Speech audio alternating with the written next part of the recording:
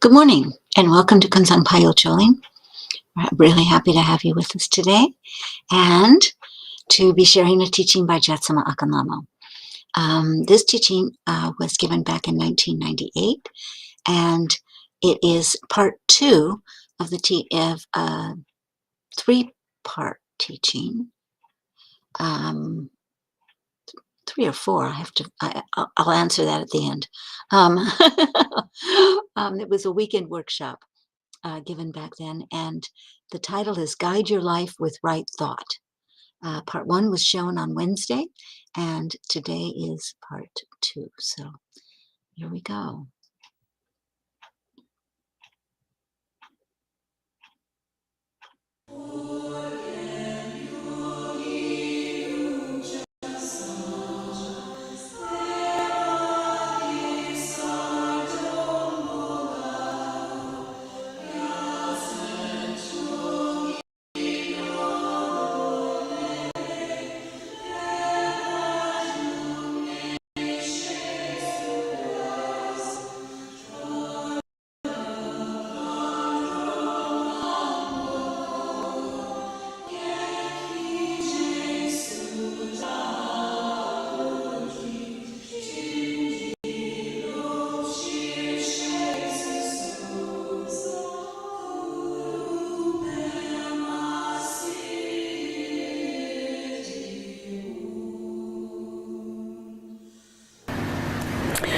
Right thought should always lead to recognition. Right thought is that development of mental capability, is that accumulation of the necessary habit patterns in order to bring about the state of recognition. And that, of course, is recognition of our primordial wisdom nature, of our Buddha nature. So how does that happen? All right, first of all, the Buddha teaches us that we should think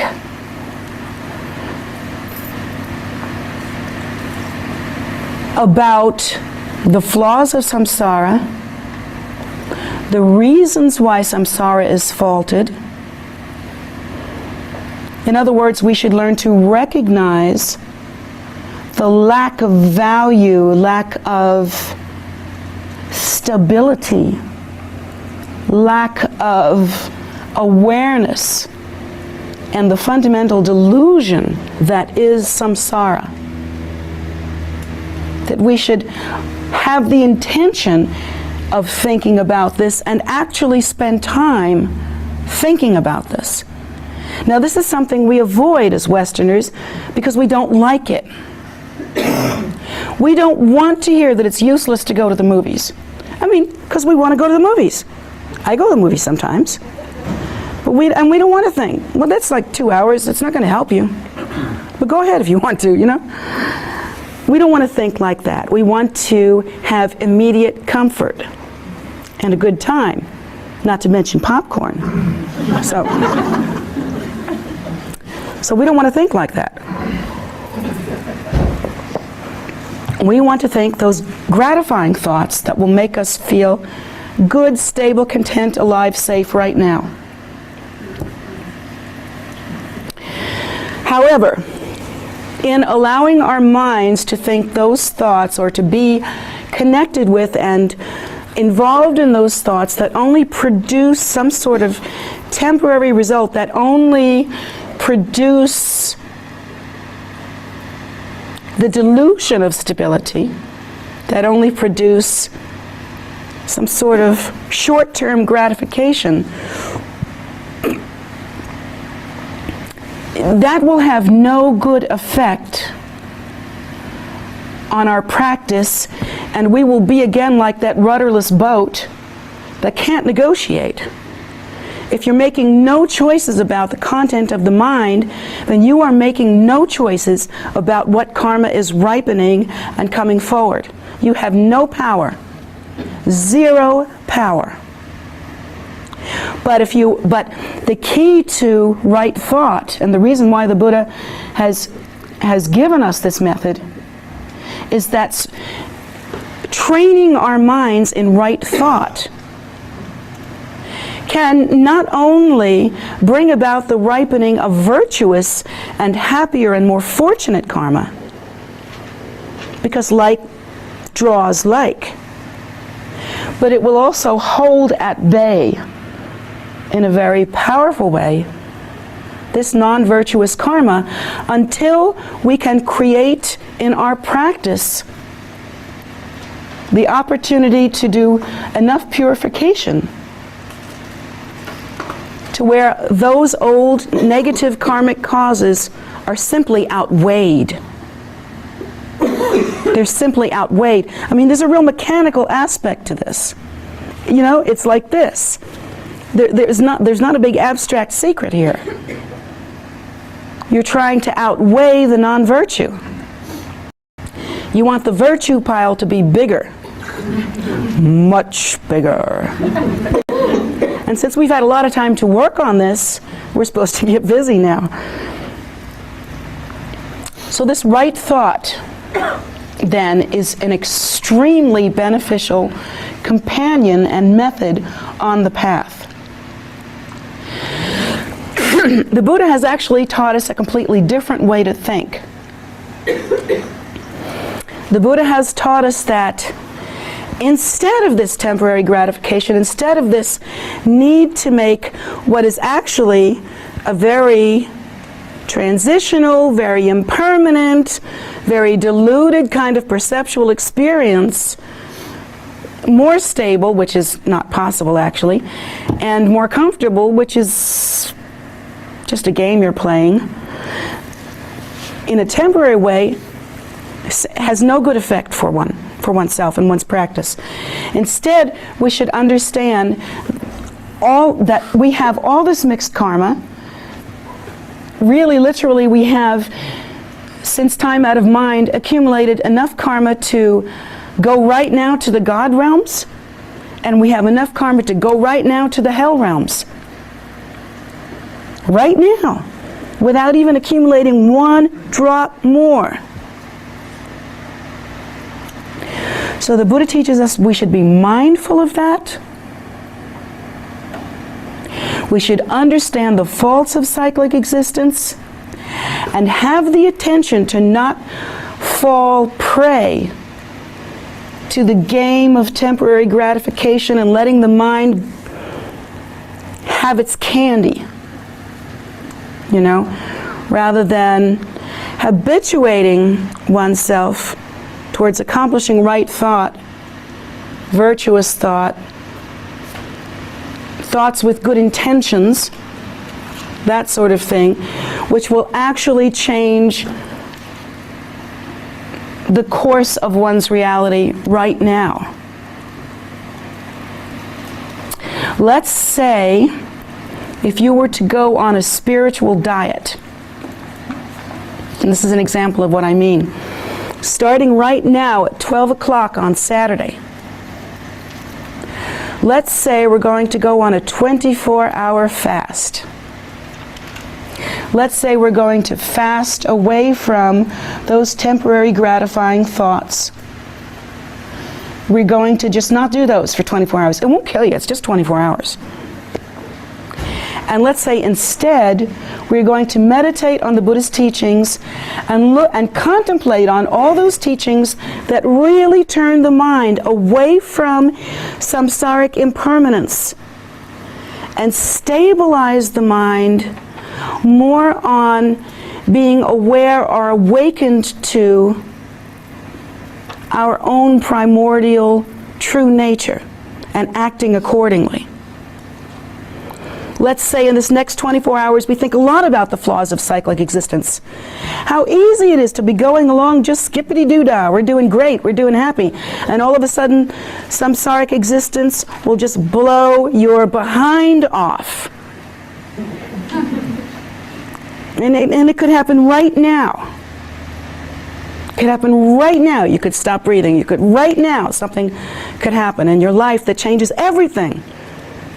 I mean, you know that things like that have happened to you already. So let's say that we start thinking like that. And what we're doing here is we're weaning ourselves slowly, slowly, through abstinence, actually. Weaning ourselves away from that kind of samsaric, deluded, temporary thinking. And gearing ourselves and stabilizing our minds in a more clear awareness of our nature and how to act in accordance with our nature. If you could possibly do that for 24 hours, you will change your life.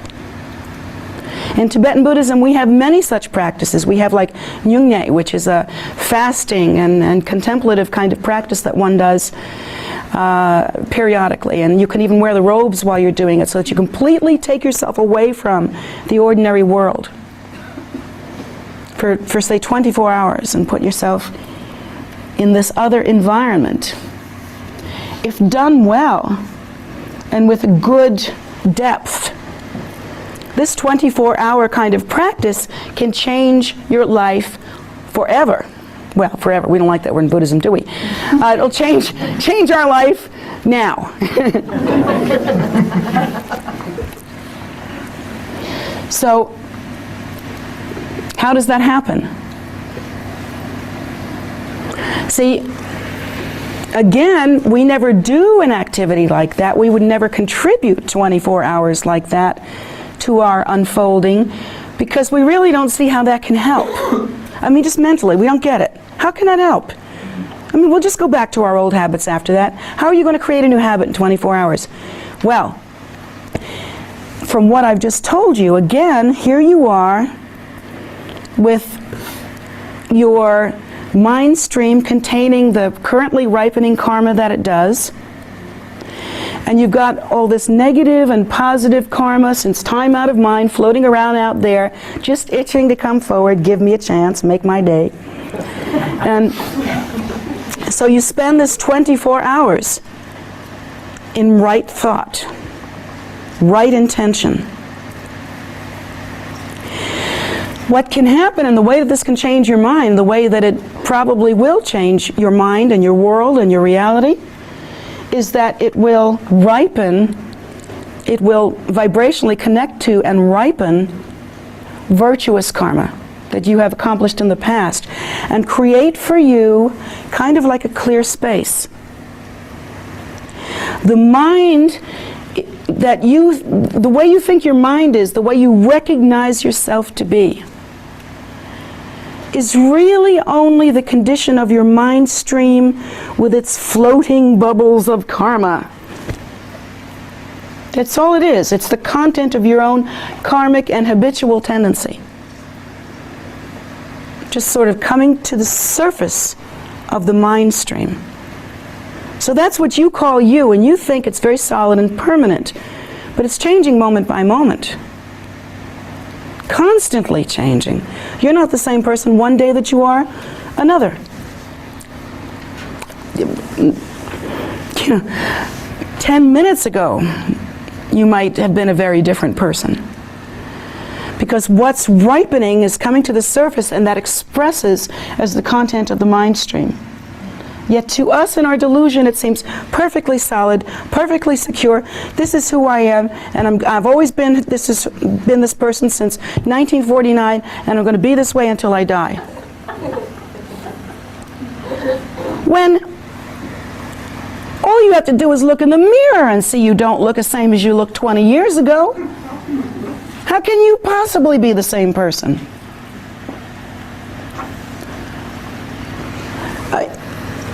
20 years from now, you're not going to look. How can you possibly be the same person?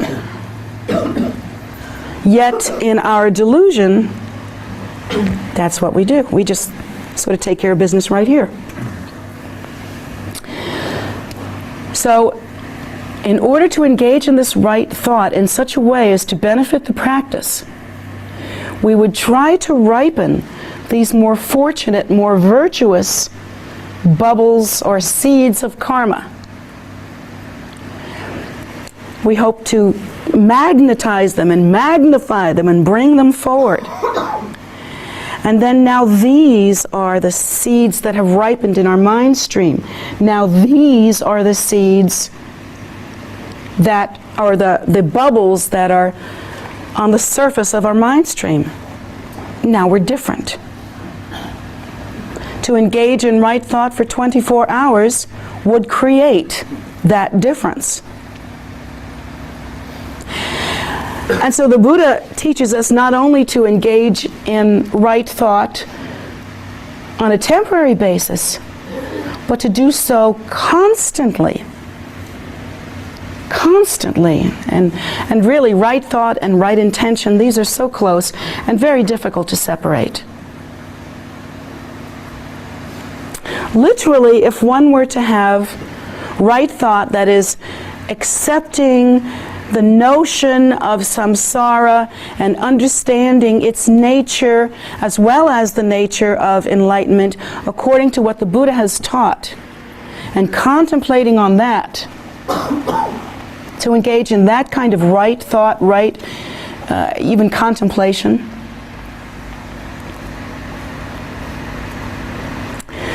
then what will happen is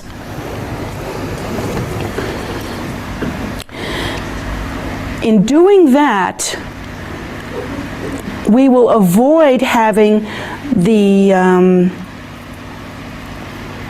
karmic seeds of self-absorption and ego-cherishing continually ripen and come to the surface of the mind. And instead, we will have this more fortunate, more beneficial, more virtuous karma ripen and come to the surface of the mind. Soon we begin to experience a sense of calmness. For one thing, we are not wrapped up in the dance of temporary gratification, which produces the most irate mind. I mean, you know, the mind that is involved in temporary gratification is going, I want something sweet. Oh, now I've had something sweet, I want something salty. Now I had something salty, I need to drink. Now I've had something to drink, I better have some protein. Now I've had all this, I better sit down for a while because I'm full. Oh, now I better watch some TV. You know, and the mind is, it's like a squabble. You know, it's like, and all the time we're going, oh, this feels good, let's try this. Oh, this tastes good, we'll try this, let's feel good. And we're thinking, this is what we should do. In the meantime, the mind is like eating itself. It's going, I want. So, instead, we would be engaging in a different kind of thought, which is not so much concerned with this immediate gratification, this temporary gratification, not so much involved with self-cherishing, but it's thinking about that we have been involved in the idea of self-nature being inherently real since time out of mind. It's thinking about the causes that has created, thinking about the results it might bring about. We are thinking about our intention to awaken to the primordial wisdom state, to awaken to the Buddha nature. We are thinking about the suffering of others and about how we can benefit them. These thoughts are not the short-term thoughts. These are more, they're calmer. Obviously they're more productive, but they produce a kind of vibrational quality in the mind stream that is less excitable, less inflamed. You know, and instead the mind is more spacious, it's more calm, it's more concerned with these things that are not so temporary, more concerned with these things that are not so all over the map, not so involved in this temporary gratification. And so from that, the quality of our attention begins to change. We begin to be attentive to different things. While the mind is inflamed with what you want next and how to follow sweet flavors with salty flavors and salty flavors with cool drinks and you know, all that stuff. While the mind is choppy, it's inflamed. It is not at peace. It's like the waters of the mind, if you can imagine them, are choppy and stuff gets churned up from underneath and it's a mess, you know. But to think in terms of right thought, the mind stream is more calm. There isn't that compulsion to perceive what you're feeling right now so that you can fix it right now. Instead, you're more concerned with broader, less self-cherishing issues. These are the issues the Buddha has taught. These are thoughts that arise from the Buddha nature,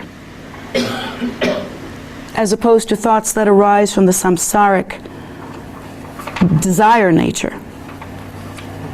So they have a different quality, a different effect. Automatically, simply by thinking right thoughts, one becomes happier because the mind stream is more calm. You're more content, less inflamed. Whereas if we are involved in the idea of temporary gratification and all that samsaric stuff, the mind is so choppy, so irritated, so inflamed, that there's really barely a moment of happiness before you have to go on to the new search. I mean, it's just ridiculous. And you know that from your own experience. It's like, when does it end? I mean, so many of us, and really all of us, spend so much of our lives obsessed with how we feel. I'm feeling this, I'm feeling that. I have a pain over here. I have a pain over here. You know, I'm feeling this, I'm feeling that. This fits this way, this is this. And we're so upset. It's like we're constantly monitoring how we feel. And of course, constantly monitoring how we feel, this kind of temporary gratification of our thoughts to try to feel happy or try to feel good, to try to counteract the feeling that we're having, or to enforce the feeling that we're having. You know, this kind of thing is creating the mind even more inflamed, even more choppy, and happiness is not possible. The only thing that one feels is the constant search for that thing that's going to change the way you feel now, or some way to hold on to a temporary good feeling. And so that is the textbook method as to how to produce unhappiness. Because it's so desire-oriented. It's so biased on the idea that you've got to have something to keep yourself happy right now in a stable way, even though that's not possible. It's so based on delusion, it simply doesn't have the capacity to bring a good result. Again, if we're doing this, practicing this right thinking, we have created in our mind stream a kind of spaciousness with the potential to practice. Even in terms of increasing your capability as a practitioner, you know yourself, If you go in to do a prayer shift and you sit down in the prayer room and all you can think about is, I got a pain here, I got a pain here, you know, my boyfriend's not good to me, my wife left me, and I need this, and if I don't get my car fixed, I'm not going to be happy, and this job is really driving me crazy, and then, you know, and I got aches and the pains and the teeth and the hair and the, you know, just all this stuff going on. You can't practice. You can't practice. There is no practice. Because the mind's just sitting there going, just chewing you up. Whereas with the inclusion of right thought in your everyday activity and some concentration on the contemplations the Buddha has given us, the mind quality is entirely different. Now we sit down to practice and we get the meaning of practice. We see the reason for it. We see that there's a goal here. We're not sitting down to practice because she said so. We're not sitting down to practice because it's cool to be a Buddhist. Or we're not sitting down to practice because, well, just because, some mindless reason. We're sitting down to practice because we wish to change the quality of our mind stream in order to make progress, in order to become enlightened, in order to liberate sentient beings. Again, it's like getting the big picture as opposed to, you know, that analogy of looking at the elephant through a little hole. One sees the trunk and it seems like, you know, a snake, and one sees the foot and it seems like a, you know, a big object, and one sees the, you know, it's just that you can't recognize the elephant when the mind is that irritated and that self-involved with these small concerns. So this having right thought is and should be a part of one's practice. Unfortunately, and the reason why I'm making such a big deal about this is that we don't do it. And if we do it, we don't do enough of it. The only time we'd be really doing enough of it is if we could somehow manage to do it constantly, to where the mind was truly calm. So this right thought is something that we should adhere to and try to practice in the best way possible. Now, many of you are taking Ngundro practice. You have the perfect opportunity to do that because you have the contemplations that are associated with Ngundro. But please don't limit yourself to only that. The Buddha has given many teachings. There are many ways to understand the faults of samsara. Many other words to use and expressions that one can give rise to that make the understanding more deep. But to understand oneself as that which requires constant manipulation of the environment in order to attain some kind of self-gratification, in order to maintain some sort of temporary hit.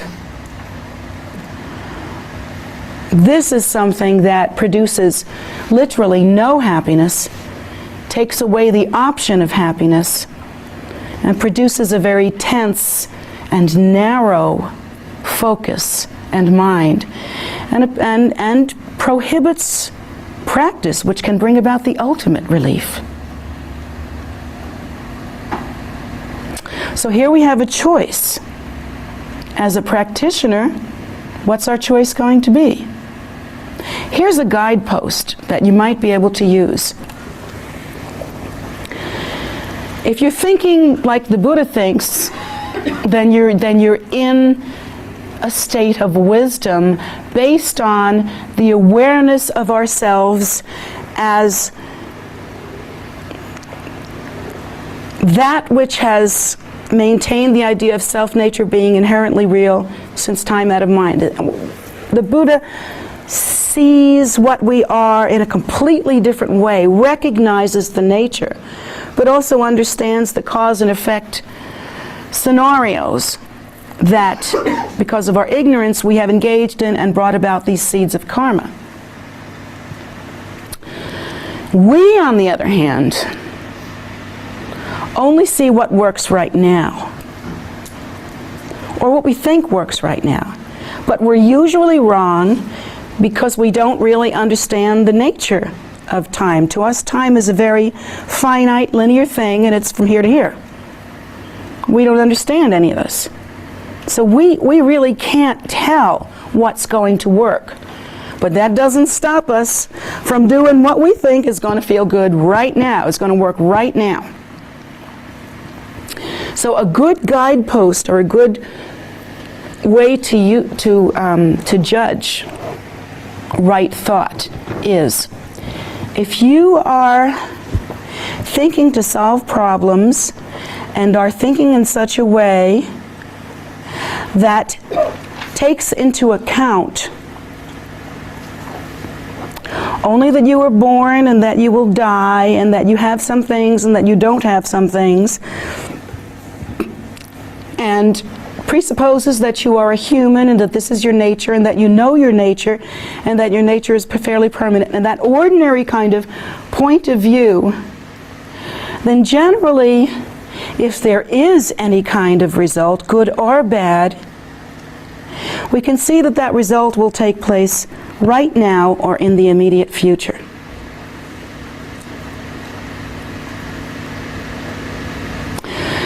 Now, if we are adapting the Buddha's view more closely,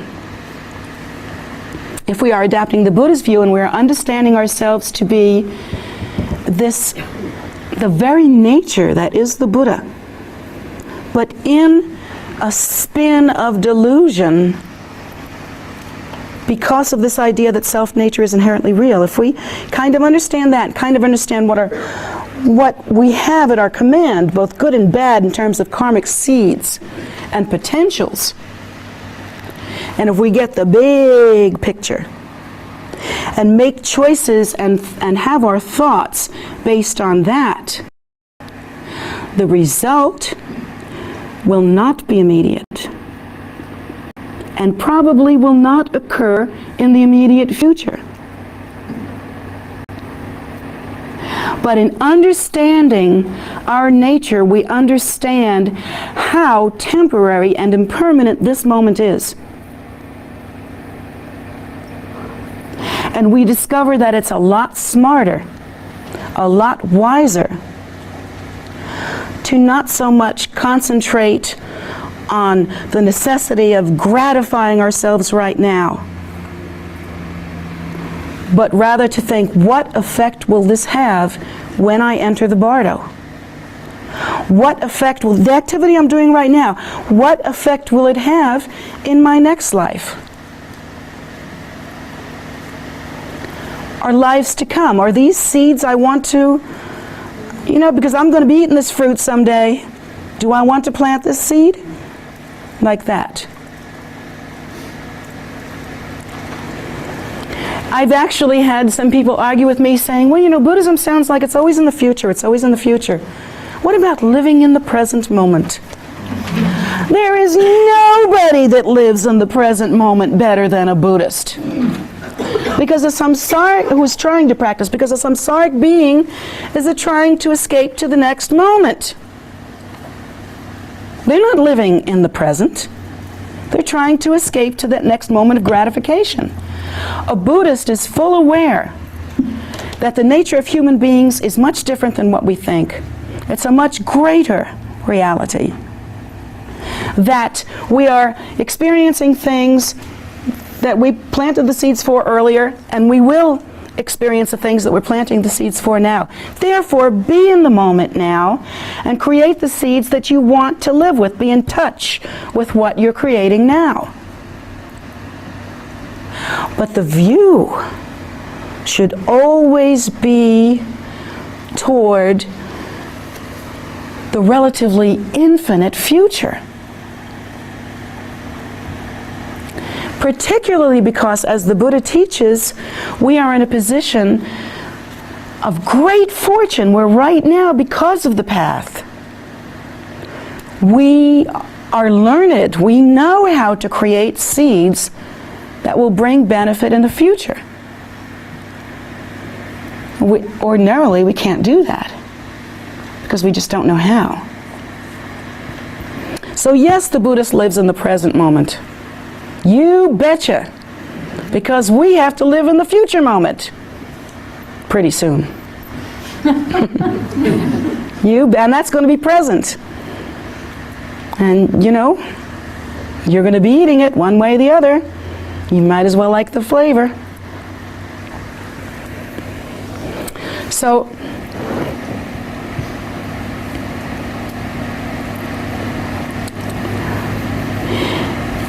if therefore we ever come up to a kind of personal choice, and you know, I mean, we're fooling ourselves if we think we don't come up to these personal choices every day, every hour, every minute. We think only when we come to crisis in our lives have we come to these personal choices. But we make personal choices constantly. I mean, all the time. And that's why right thought has to be practiced all the time. But let's say we make some sort of, and I'll use an outrageous example, let's say we make some sort of personal choice that, I don't know. Let's say, well, it's an interesting thing about human beings. Let me add this real quick. Our determination of love. What love means to us is temporary gratification. Really, if we were to practice actual love, it would be more like faith and devotion. More like what you offer the three precious jewels. It wouldn't be, I'll do this so you'll do this to me, and we'll both feel good. That really isn't love. That's something else. I don't know what that is. Love does not rely on condition to change it. Love is more like, love in its truest sense is more like faith and devotion in that it assumes goodness. It assumes the nature. Like we assume the nature of the three precious jewels. We know that the Buddha arises from this primordial wisdom state. We assume that. And so we have a natural faith and devotion. Whereas with our love relationships, basically, I'm going to love you as long as you love me the way I want you to. But when you don't love me the way I want you to, I'm gone. So that's human love. Really, the kind of love that we should embrace should be a much deeper kind of thing. So let's say that based on that not understanding the difference between a truer and deeper, more profound kind of love and that ordinary human contract stuff, let's say we get to an episode in our lives where we just don't like it anymore. We don't like our families, we don't like our spouses, we don't like what they're doing for us anymore. So if we don't like what they're doing for us anymore, we're leaving. So let's say we leave. And why are we leaving? We're not leaving because we're hateful, miserable creatures. We're leaving because we are ignorant and we don't know how else to get happy. We just don't know how else to get happy. We're trying to be happy, but we have no idea what makes happiness. So we think, oh, you're not loving me enough, and you people are not loving me enough, and you're not supporting me enough, and you don't have dinner on the table by 6, and you're not, and you don't wash my underwear very well, and I, and so I'm going. So I'm just going because enough is enough. I want to be happy. So you make this ridiculous choice, and you go off and you try to be happy. How do you know that you made a bad choice? And I'm not talking about I don't know whether your marriage is valid or not. How do I know? But I know automatically you made a bad choice. How do I know that? Because you just did something that's looking for a temporary, immediate, gratifying result. I want to feel good now, and I want someone else to do it. Your job. The old people failed me, I'm going to pick a new one. And you're going to make me feel better. And if I can do it, I'm going to pick someone that's also going to make me feel right about my choices. Let's add that to the package too, so that I can feel really good. But how do I know that what you've chosen is wrong? I don't know anything about your spouse. I don't know anything about your job. Don't know anything about your family. But here's what I know. You did not pick something. You did not pick an activity that's going to bring you an excellent result in the bardo, because you chose to make yourself happy right now, to make yourself feel good about you right now. You won't love me enough? Then I'm going to take my cards and play elsewhere. You don't love me the way I think you should? I'm going out. That choice can't possibly bring good results in the bardo. It's all self-cherishing. It's all about instant gratification. It's all about I want what I want. And I didn't get what I want, so I'm going. Whereas if you had right thought, using the Buddha's tools to make decisions like that, the whole format would be different. The basis on which you made those decisions would not be, do I like how you're treating me or don't I? Do I like how much you love me or don't I? The choices would be completely different, because we would be recognizing that here we're making a choice that is of benefit, that is based on virtue, that is based on recognition of the big picture, that is based on intelligence, which is based on recognition of the big picture.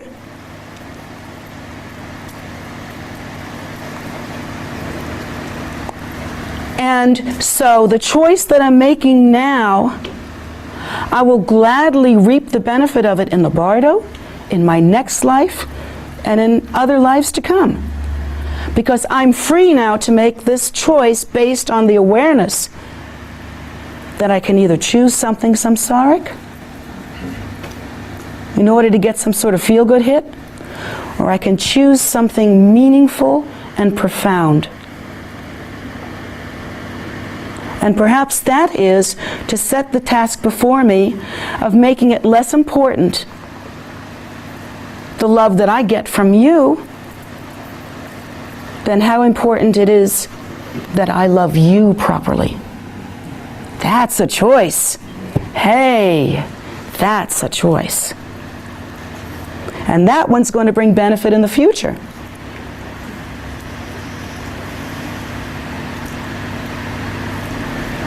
So instead, let's say you choose, it's not so much about the life situation you're in. Maybe that's not really what you're making the choice about, but maybe instead you make the choice of saying, wait a minute, I think what I'm going to do to solve this problem is to give more love. I'm going to be steadfast in my love. I am going to love so much that the circumstances turn around. And they will too. They will. Unbeatable force. I'm going to be constant. I'm going to love so hard. And I'm going to get the big picture. This is a family that I have karma with. There's reason here. There's something here. Let me see what I can do. You know, let's see what we can fix up here.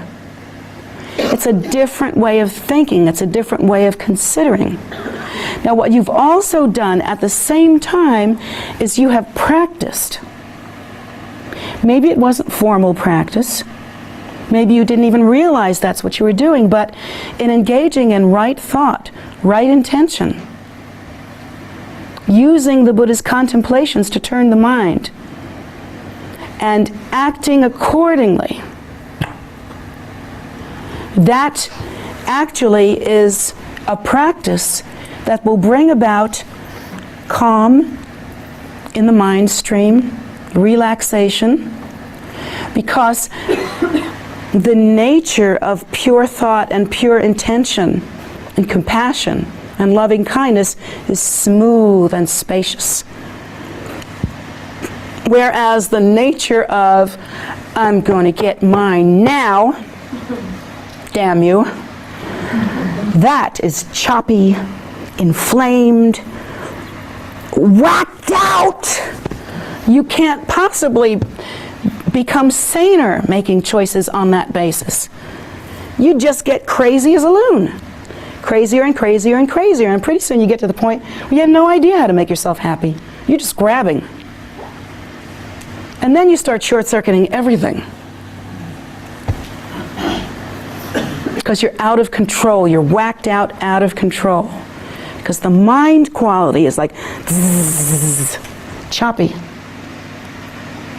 So this is why the Buddha has carefully indicated to us that we must contemplate these thoughts always, always, always, and always think the way using the ideas and images that the Buddha has given us. Right thought is about thinking of ourselves in the way the Buddha has indicated we should think of ourselves. Thinking of others in the way the Buddha has indicated we should think of others. Thinking of samsara in the way that the Buddha has indicated we should think of samsara. And having the pure intention to awaken in wisdom the way the Buddha has indicated we should. That's right thought, and that's a correct form of practice. Always I have said that you should constantly be thinking about the Buddha's teachings in a humble way, because really that's the pure way of practice. But do you understand? It's the only way to practice.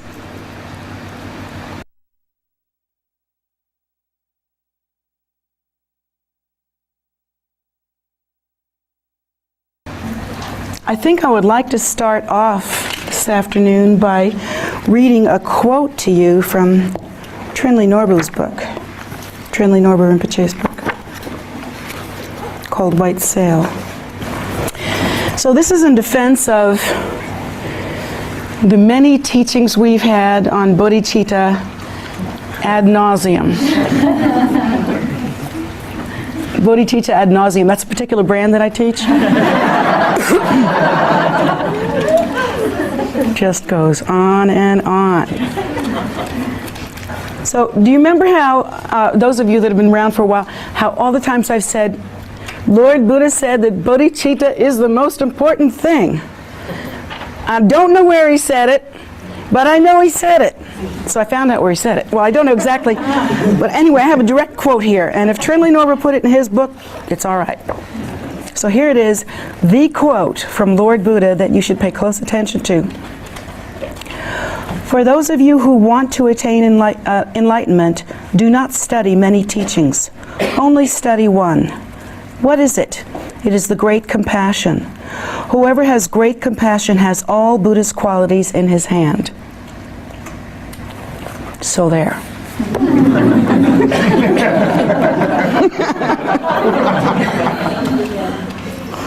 I think that just about sums it up, don't you? We can go home now.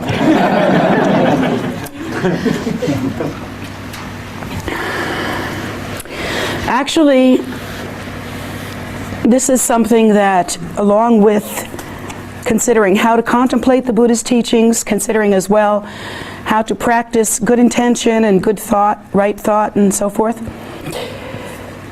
how to accumulate wisdom and knowledge, everything, all of the directions that one takes on the path of Dharma can be condensed into the bodhicitta. And everything, all the wisdom, all of the content, all of the value, all of the nectar of this path is expressed as the bodhicitta.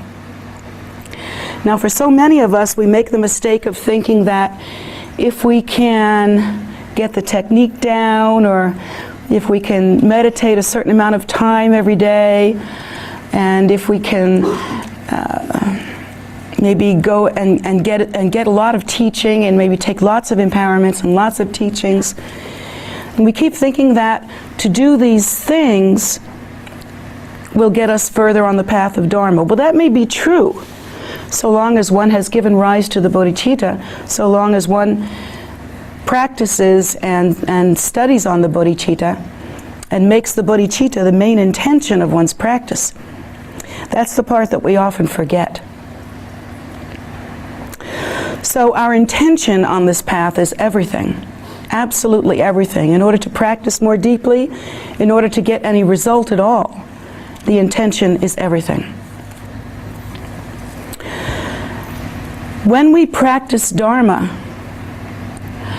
or when, actually I should say, let me backtrack, when the Lamas teach us Dharma, they, as you know, teach us bodhicitta again and again and again. And a lot of times you'll come in expecting to have a big, delicious, delectable, very high-level tantric teaching, and it's going to be on nature of mind and all those really exciting things. So you come in and the Lama spends about this much time on bodhicitta and motivation, and about that much time on the nature of mind. And everybody thinks, oh, what a ripoff. All this compassion and no nature of mind. Let me explain to you why you're wrong. I love to do that, you know? So much fun to sit up here in my box and explain to you all why you are wrong. So let me do that one more time. Lest you get too confident on the path.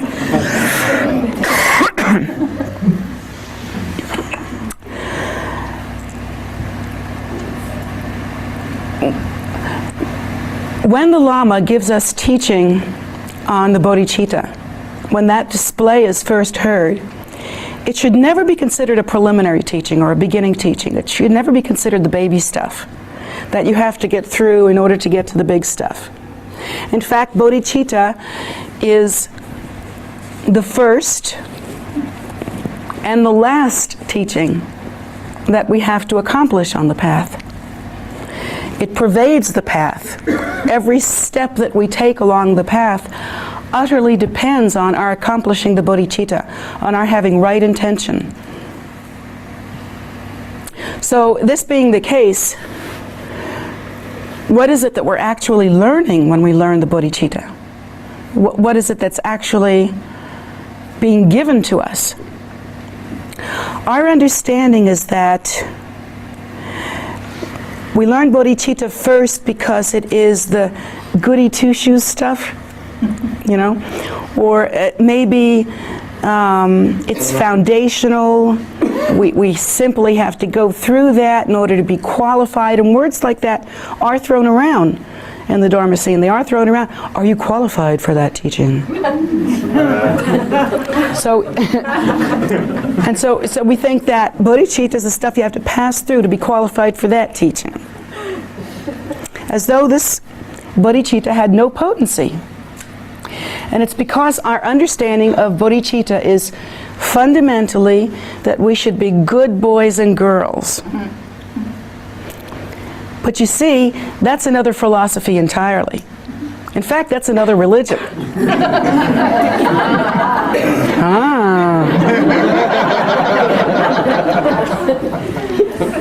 It's not to say that we shouldn't be good little boys and girls, but it is to say that our understanding has to go a great deal deeper than that. Because when we are given teachings on the bodhicitta, we are being given teachings on the nature of mind. They are different than the formal teachings on nature of mind that are set out in all that great highfalutin technical language. But in essence, they are the very same. And that's because,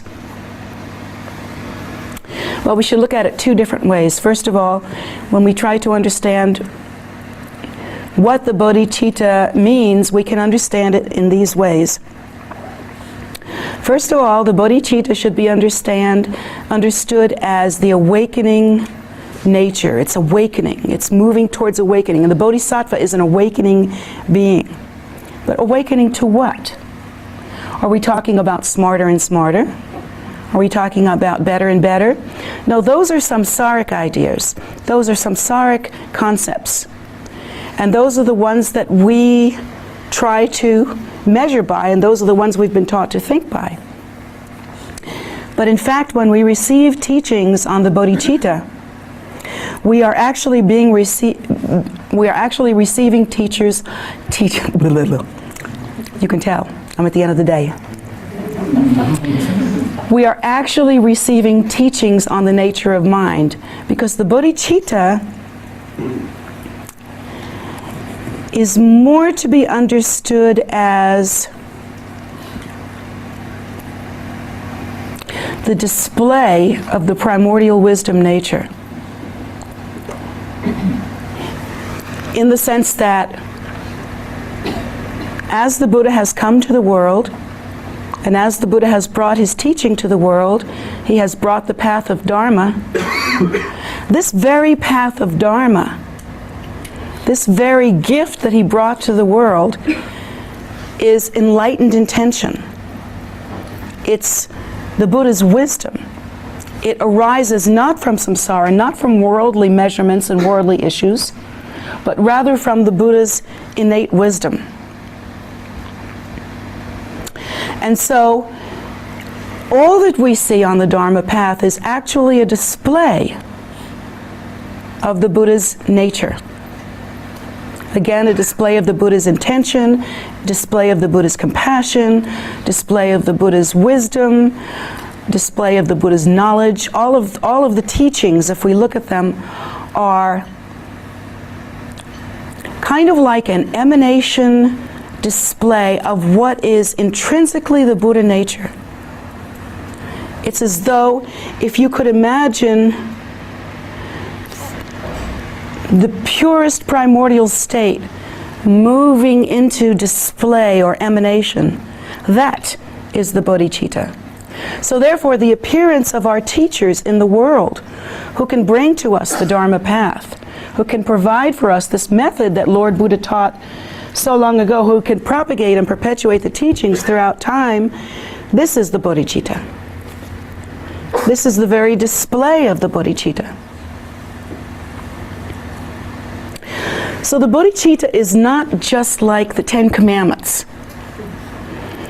I know for those of us that have crossed religious thresholds, we have a little trouble with some of that old stuff, but it's not like the Ten Commandments. Do this, do this, do this, and don't do this, don't do that, don't do that. It's not like that. It should be understood much more deeply as the very essence, the very display, the very emanation of the Buddha's primordial wisdom, of our fundamental nature as well. So to give rise to the bodhicitta is to give rise to the awakening mind. It's not just being kind. Being kind may be considered some kind of outward expression. Being concerned with what the Buddha is concerned with, which is the liberation and salvation of all sentient beings. Being concerned with the condition of beings and how difficult it is for them to make progress, to understand how to bring about happiness rather than a bad result. This is something that we remain concerned with, but in effect, it is a display of the bodhicitta. But to think that it is all that the bodhicitta is, that simply to just let yourself hang out in those surface level thoughts, thinking that kindness is bodhicitta, period.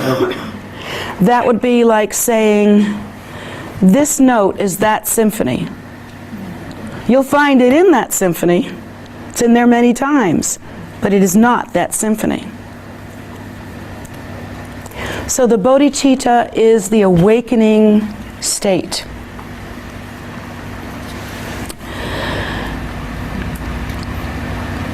Most of us make the mistake, and again, here is where we have to go over and over and over what the Buddha has taught and contemplate the true and deeper meaning of the Buddha's teachings.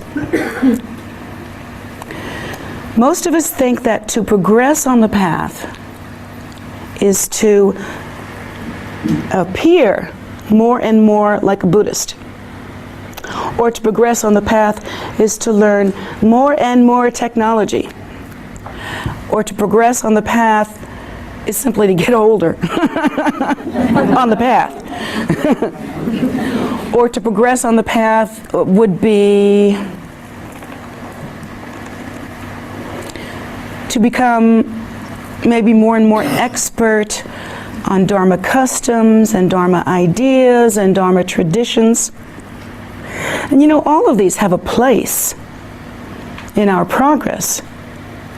But to think that that measures the growth of a practitioner is probably erroneous. If we think deeply about this quote from the Buddha is saying outright, if you really want to reach enlightenment, that's what he said, if you want to reach enlightenment, practice the bodhicitta. He said, if you want to reach enlightenment, don't learn all the different, don't study many things in Dharma. Accomplish the bodhicitta. So what's being said there, if you think about that, if you play with that in your mind a little bit, it's kind of like he's saying, if you don't want to practice enlightenment, but would prefer to be a very good practitioner, then practice all the different practices and forget the bodhicitta.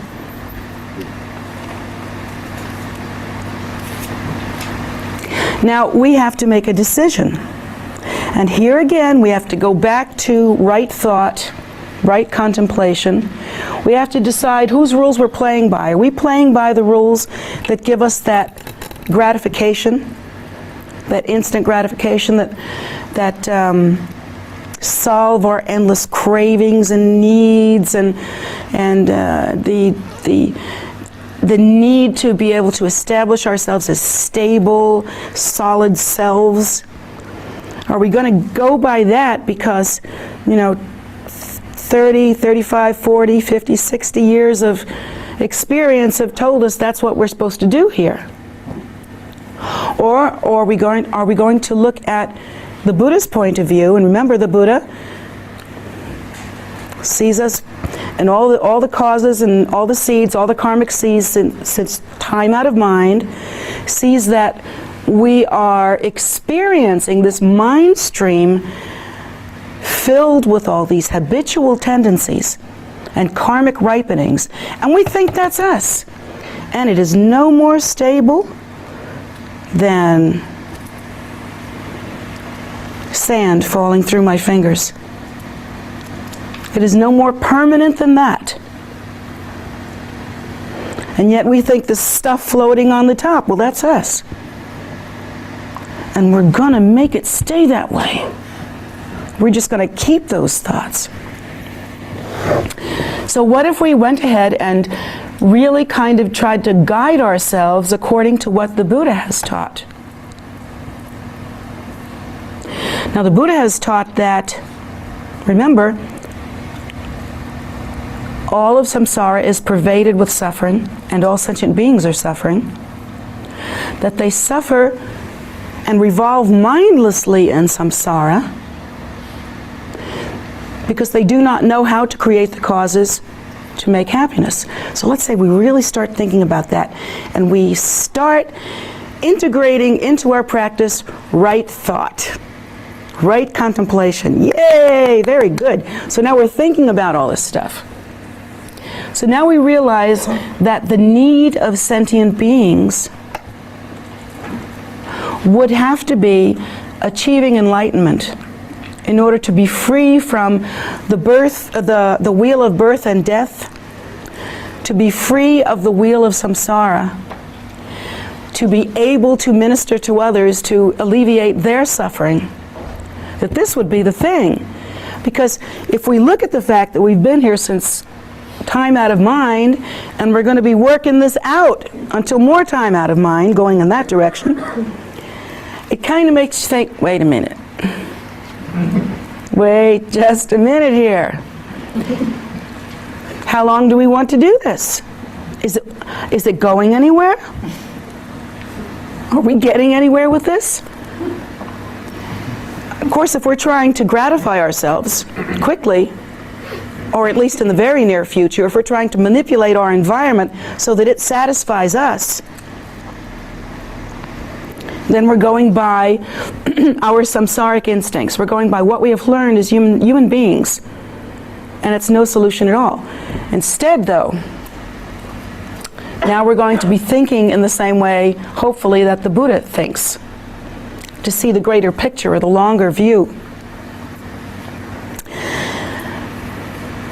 Having seen the longer view, we understand that cyclic existence is flawed. We understand that all sentient beings are just like bumping into each other, like bees in a jar. Just zoom, zoom, zoom, zoom, zoom, busy, busy, trying to solve our problems, trying to figure out what I want and how I feel and how to feel better. But these are the temporary, short, ordinary kinds of considerations. And what is the result they bring? As we learned earlier, they bring an inflamed mind. A mind that is just jerked around all the time. Deeper neuroses, and then eventually you just get crazier than a loon. So, if instead we look at it from the Buddha's point of view, we can see very clearly there's no choice. The point of practicing the Buddha's path, the point of listening to all these teachings, the point of practicing right view, right thinking, right contemplation, right meditation, all of that has to be so that we are no longer biased towards this temporary self-cherishing gratification dance. And instead, we're going for really solving some of the problems that are hitting us right now. And we understand that what's hitting us right now is result. There's nothing you're experiencing right now or any time in your life that is not result of previous causes, whatever they were, and you may never know. So, what we have to do now is to think of a way to really hold to what the Buddha has taught. Not invent our own religion, not think we got all the answers through our ordinary means, but rather really rely with devotion and faith on the Buddha's teachings.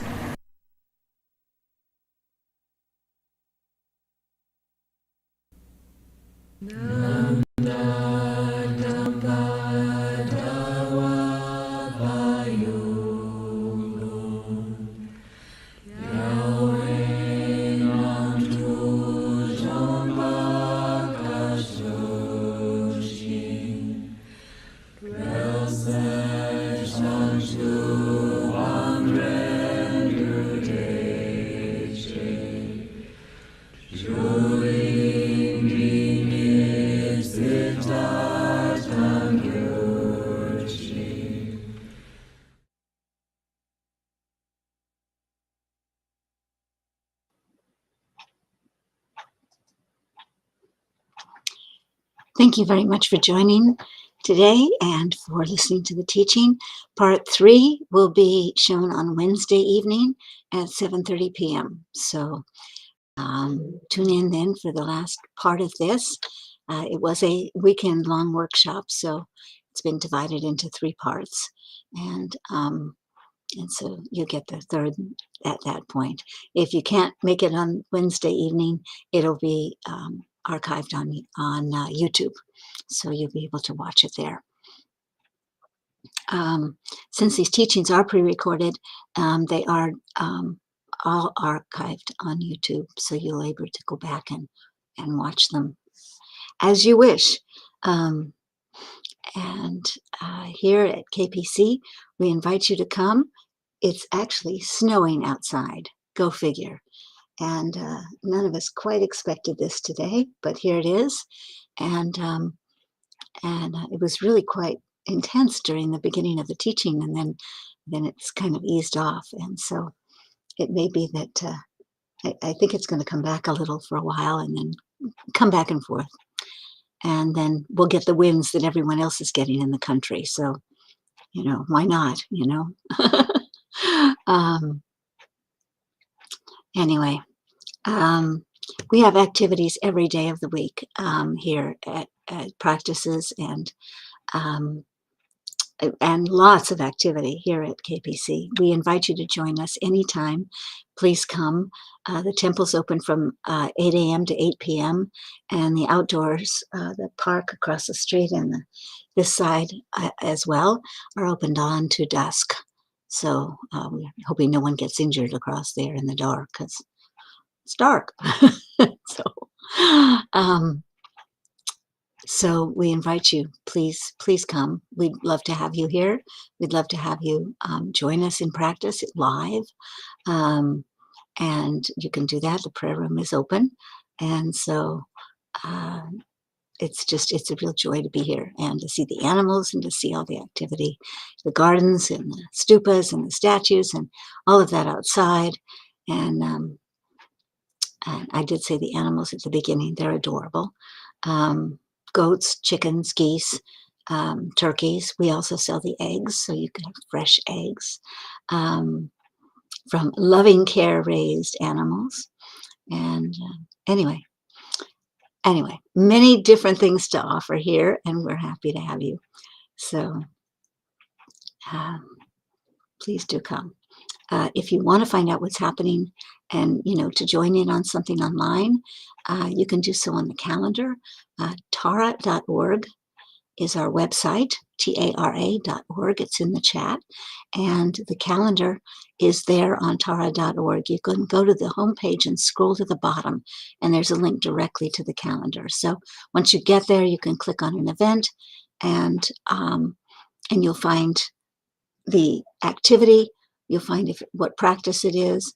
You'll find the links to get to it, and you'll also find a link to the practice that's being done. So you can join in from wherever you are.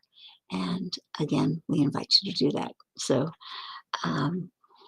meanwhile, we hope that you're having a wonderful life. If you want to make an offering to Jetsunma, having heard a teaching of hers, you can always do that on her PayPal account, which is jetsunma@gmail.com. That's one word. Jetsunma, Jetsunma gift@gmail.com. And that's also in the chat there. So that's always appreciated and always helpful, in terms of deepening your understanding and connection with her. Obviously, KPC accepts your offerings all the time, anytime, because we have so many activities here. And one of the biggest is Buddhist Relief right now, which is providing food and clothing and needed goods to people who need them here in the county, and primarily right now, but we have done quite a bit in overseas in the past and continue to do so. I know we're still helping Ukraine and other places. So you can connect with that. It's gotten so big it has its own website. So you can connect to that through tara.org or go directly to kpcbuddhistrelief.org. And either way, you'll find out all the various things that are happening, and it's really quite extraordinary. So join in some extraordinary activity. Anyway, that's enough about us. Hope you have a wonderful, wonderful week, and that everything goes well, and that we see you again Wednesday night for the last part of this teaching, and then again later on Sundays and Wednesdays. So thank you so much, and have a wonderful day.